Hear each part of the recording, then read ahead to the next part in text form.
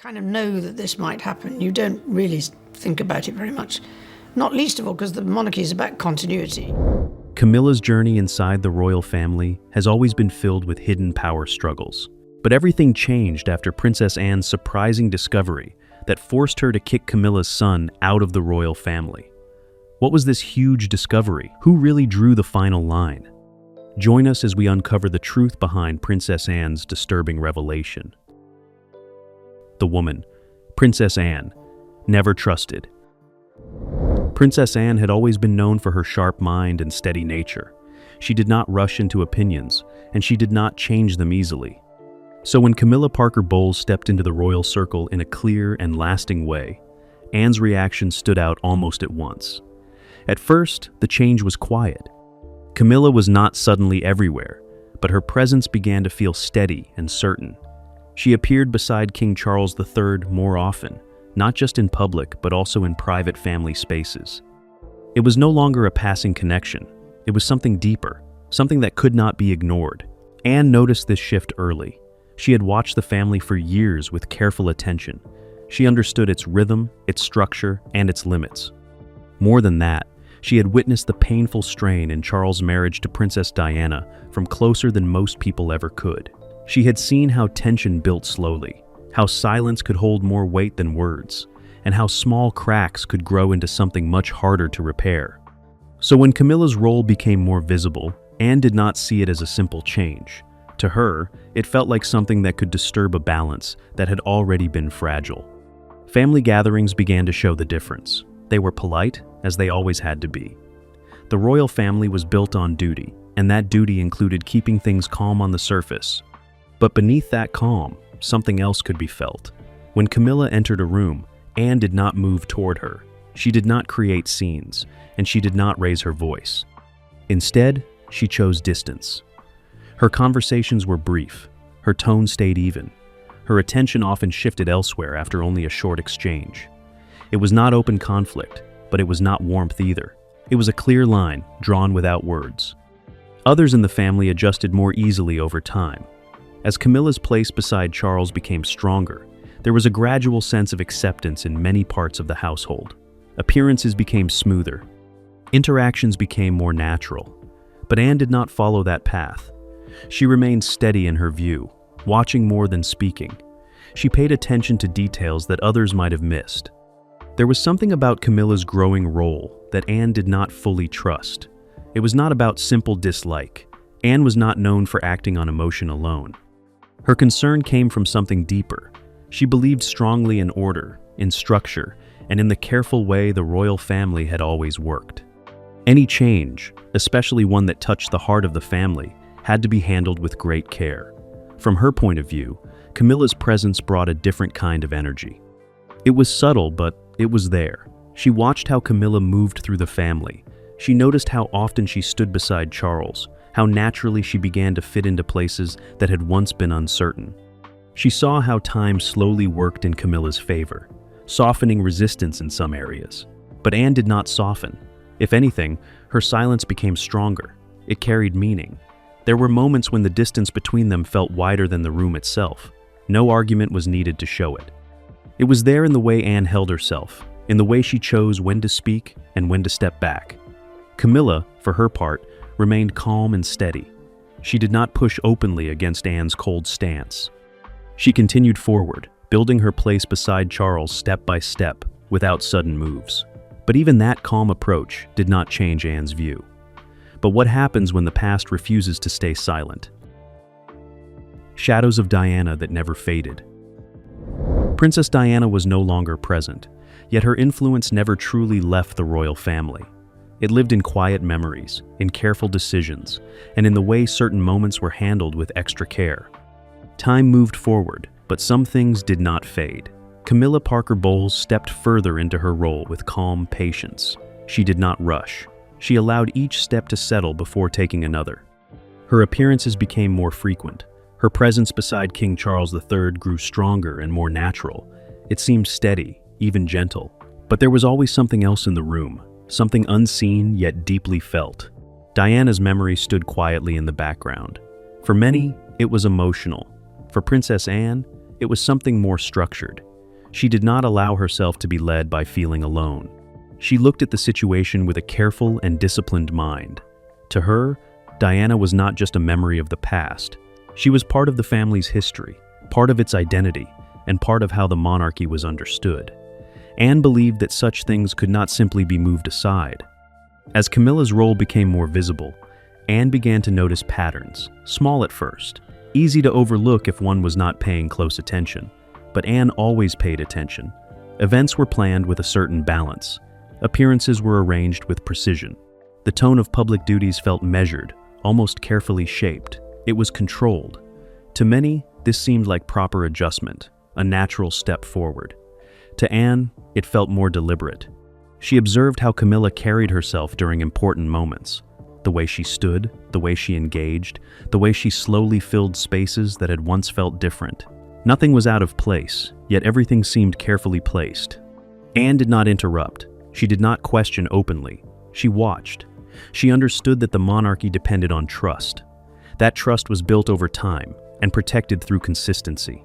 Any change, especially one that touched such a sensitive part of the family's past, had to be handled with deep care. From her point of view, there was a risk. Not a loud or sudden one, but a quiet shift that could grow over time. Diana's story had shaped how many people viewed the royal family. It was not something that could simply be softened or replaced. Anne believed that respect for that story had to remain clear and steady. Without it, the foundation could weaken in ways that might not be seen immediately. Each time Camilla took on a more prominent role, Anne felt that quiet tension return. It was never spoken aloud.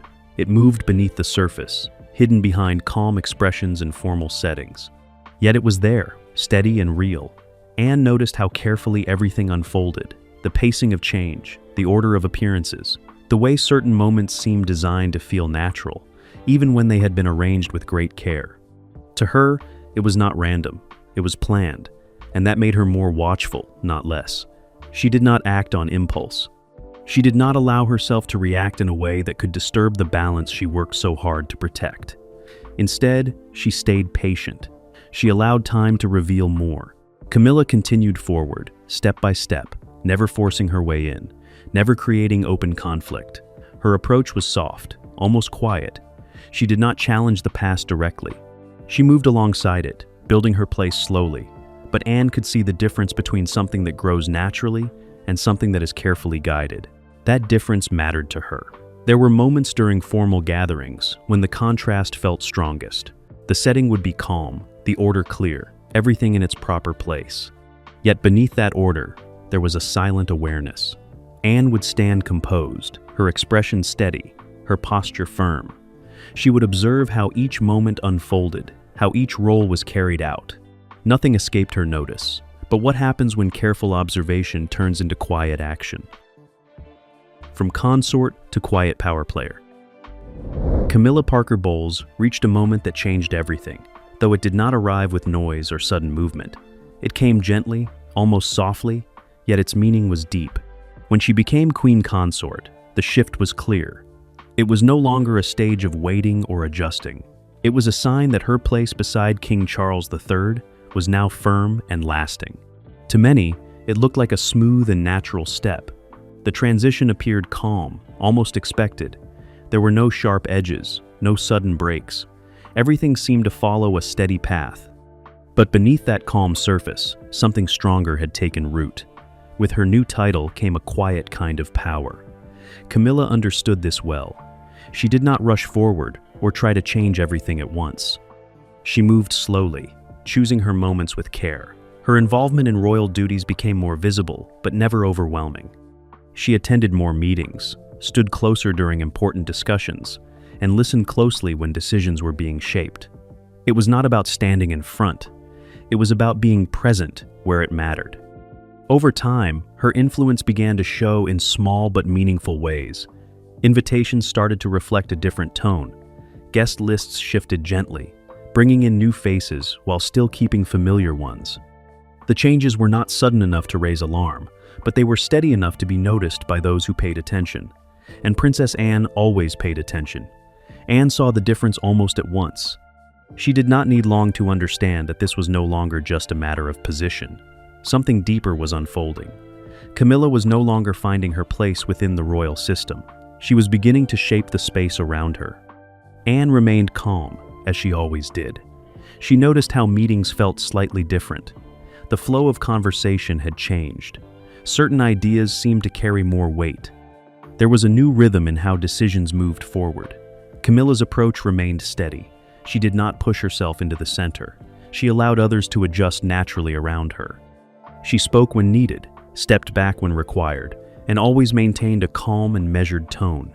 It made her influence difficult to challenge, because it did not look like control. It looked like balance. Family engagements began to carry this new tone as well. Gatherings were still warm, still structured, but there was a slight change in how they were arranged. The order of events, the placement of guests, the flow of interaction, each detail seemed to reflect a careful hand. Camilla was no longer just part of the moment. She was helping to shape it. Anne stood back and watched it all unfold. She did not interrupt. She did not question openly. She allowed the process to continue, knowing that time would reveal more. This was not a temporary adjustment. This was a steady shift. Camilla continued her quiet rise, never stepping out of line, never breaking the sense of order that defined the royal family. Her strength came from how naturally everything seemed to fall into place around her. That was what made it powerful. Anne understood that once influence settles in this way, it becomes part of the structure itself. It no longer stands apart. It blends in, making it harder to separate or question. That thought stayed with her. She remained still, her attention sharp, her mind steady. She watched how each small change connected to the next, forming something larger. And as that larger picture came together, her concern grew stronger. Though she kept it hidden, the quiet shift had begun, and it was moving forward without resistance. But what happens when that quiet power reaches beyond its place? The quiet insertion of a new inner circle. Camilla Parker Bowles moved with care, never rushing, never forcing her way into any space that did not seem ready. Her next step was not loud, yet it carried quiet weight.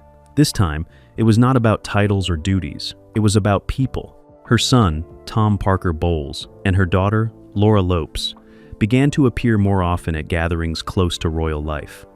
These were not formal events, but soft, warm settings, filled with ease. Small celebrations, quiet afternoons, and family moments where conversation flowed freely. At first, nothing seemed out of place. Their presence felt natural, like any close family coming together.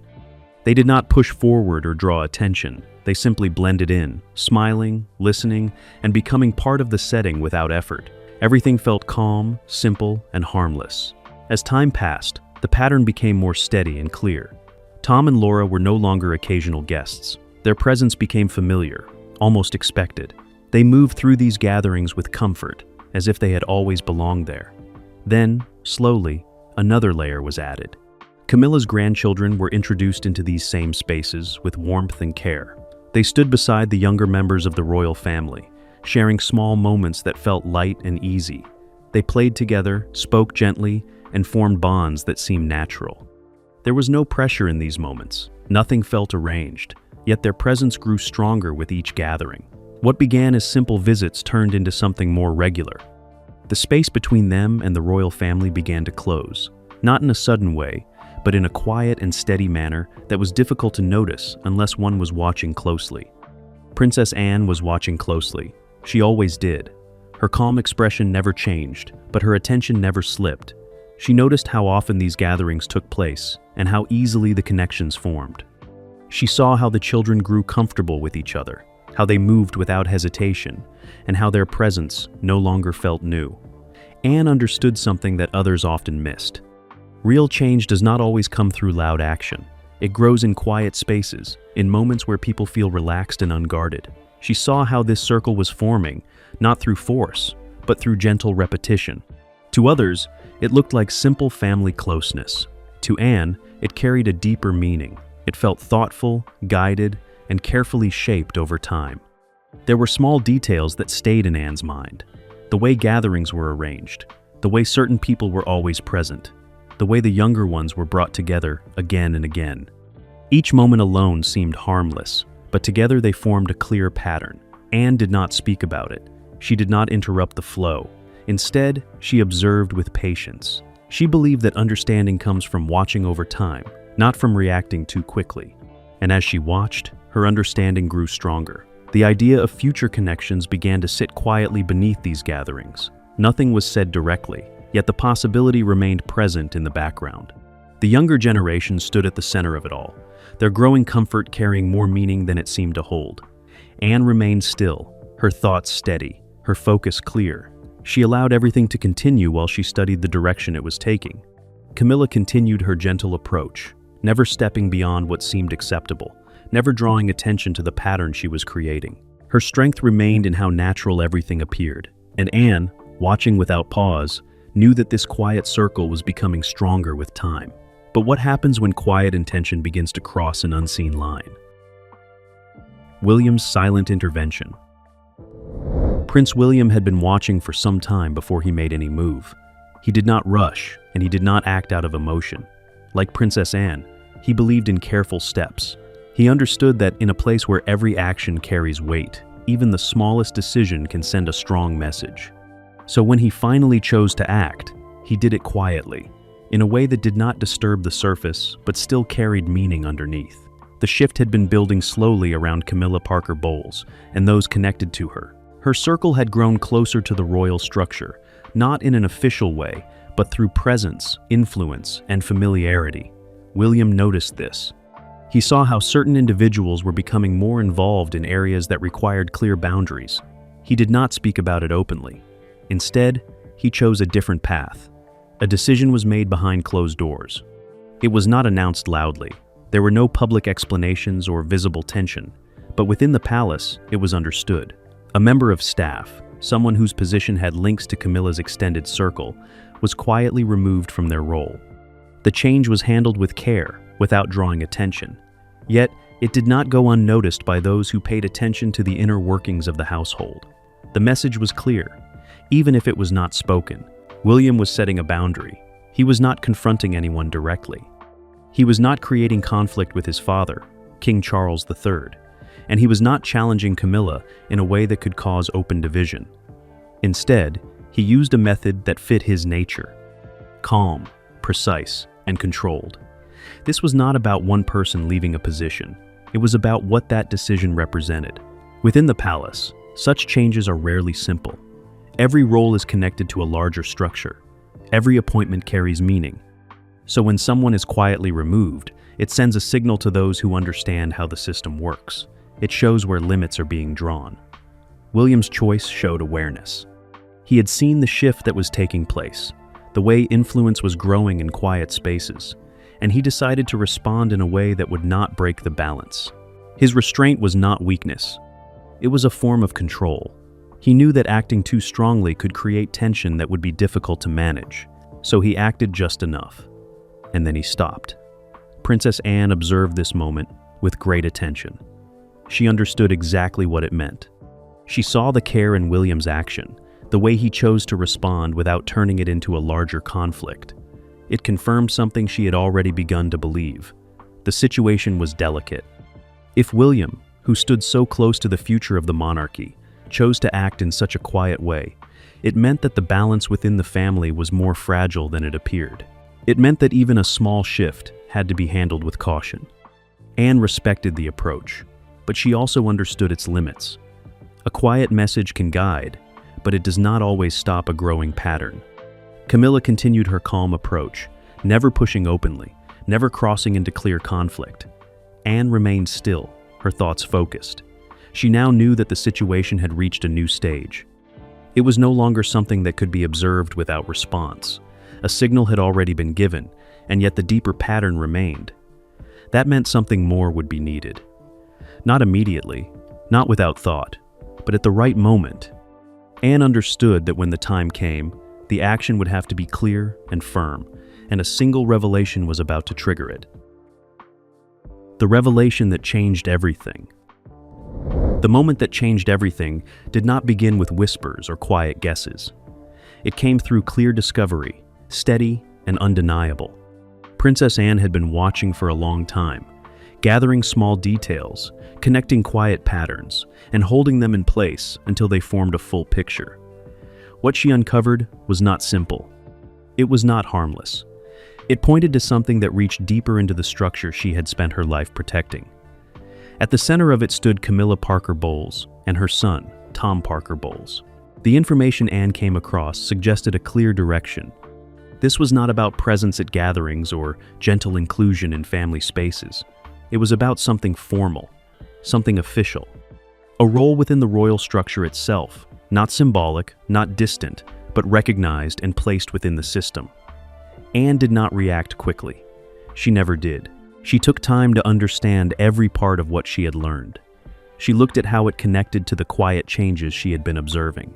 The growing presence, the steady positioning, the careful blending of family lines. It all led to this point, and to her, it crossed a line. The monarchy, in Anne's view, followed a clear order. It was not a space where personal ties could be used to create new positions.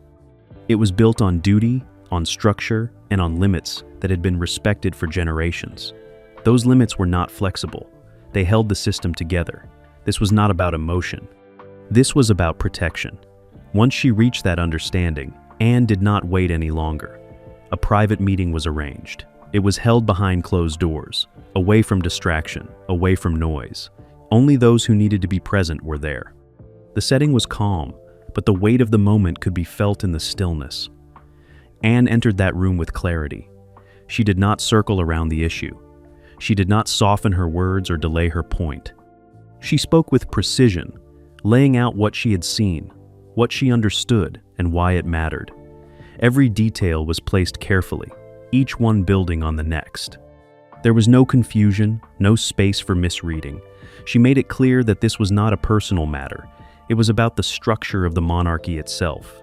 She explained that allowing such a shift would open a door that could not easily be closed. It would change how roles were defined, how boundaries were respected, and how the system functioned. For Anne, that risk was too great. The room remained still as she spoke. There was no raised voice, no dramatic movement. The strength of her position did not need it. Her certainty carried enough weight on its own. She had spent years observing, understanding, and preparing for this moment. Now, she was acting with full confidence in what she believed was right. Then came the decision. It was clear, firm, and without hesitation. Tom Parker Bowles would not be given any formal role within the royal structure. His growing presence in spaces connected to such roles would be limited, and the direction that had been quietly forming would come to an immediate stop. It was not just a refusal. It was a boundary drawn in full view of those present, a line that could not be crossed, no matter how gently the approach had been made before. Anne did not step back from her position. She remained steady, her expression calm, her decision final. She had done what she believed was necessary to protect the balance she had been guarding all along. The quiet movement that had been building reached its breaking point right there. The fallout no one could contain. The moment the decision was made, everything changed in a quiet but powerful way. What had once moved gently beneath the surface now carried a weight that could be felt in every corner of the royal household. The calm did not disappear, but it became different. It held tension within it, like still water hiding a strong current underneath. Camilla Parker Bowles felt the impact at once. Her path had been steady for so long, shaped with patience and care. She had built her place step by step, never rushing, never forcing. But now, that path had been stopped in a clear and direct way. The decision made by Princess Anne left no room for adjustment or quiet negotiation. Camilla did not respond openly. She understood the weight of the situation. Challenging Anne directly would not only create tension between them, it could disturb the balance of the entire family. And that balance was something that had to be protected at all costs. So she remained composed, her expression calm, her movements measured. But beneath that calm, there was strength and there was feeling. At the center of it all stood Tom Parker Bowles. The decision had closed a door that had been slowly opening over time. His presence, once growing and settling into royal spaces, began to shift. Invitations became fewer. Appearances became limited. The ease that had once defined his place within those gatherings began to fade. Nothing was announced. Nothing was explained. Yet, the message was clear to everyone who understood the situation. The change did not happen all at once. It unfolded in small, careful steps, just as everything else had. But each step carried meaning. Each absence was noticed. Each adjustment added to the quiet understanding that something had shifted in a lasting way. Princess Anne did not move from her position. She remained steady, her decision firm, her focus unchanged. She had drawn the line with clarity, and she did not step back from it. For her, this was not about conflict. It was about protecting the structure she believed in, the order that gave the monarchy its strength. She continued her duties as she always had, with calm and precision. But those who watched closely could sense the difference. Her silence carried more weight now. Her presence felt even more deliberate. The family began to feel the divide. It was not loud. It did not show itself in open disagreement or visible conflict. Instead, it lived in small details, in the way people moved around each other. To many, it looked like a smooth and natural step, in the way conversations were kept brief, in the spaces that were no longer shared as easily as before. On one side stood Camilla, moving carefully, adjusting to the new reality without breaking the calm surface she had worked so hard to maintain. Her approach remained thoughtful, her actions controlled. She understood that every step she took now would be watched even more closely than before. On the other side stood Anne, firm and unwavering. She did not seek to soften her decision or ease its impact. She believed in what she had done, and she held that belief with quiet strength. Between them stood the rest of the family. Each member felt the shift in their own way. Some remained neutral, choosing not to take sides. Others adjusted their interactions, careful not to deepen the divide. The balance of the family had changed, and everyone could feel it, even if no one spoke about it openly. At the center of it all stood King Charles III. His position was delicate. He stood between loyalty and structure, between personal connection and the responsibility of maintaining unity. His role required calm, careful steps, and a steady hand that would not disturb what had already become fragile. The royal household continued to move forward, just as it always had. Duties were carried out. Events were attended. The surface remained composed, as it had to be. But beneath that surface, the divide remained, quiet yet strong. It could not be undone easily. It had been shaped by careful actions, firm decisions, and a clear sense of purpose. And once formed, it became part of the structure itself, influencing every step that followed. Even as everything appeared steady, one truth lingered quietly beneath it all. Some divides, once formed, do not fade. They simply wait. But could this quiet divide ever be mended? Or was it only the beginning of something deeper? If you enjoyed this video, like and subscribe, and also click the next video shown on your screen.